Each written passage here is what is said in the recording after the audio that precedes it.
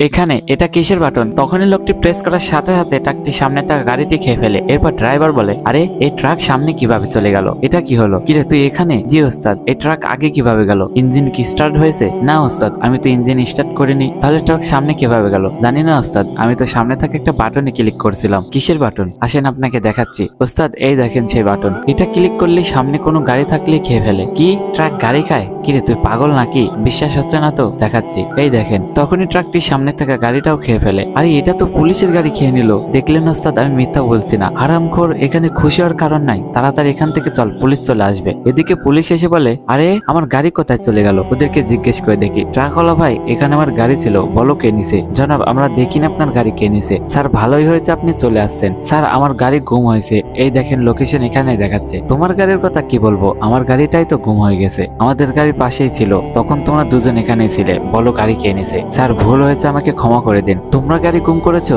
এখন থানায় চল। ওস্তাদ ভাগেন, গাড়ি তো আমাদের পিছেই আসছে। তাড়াতাড়ি ভাগ, না হলে আমাদেরকে খেয়ে নেবে।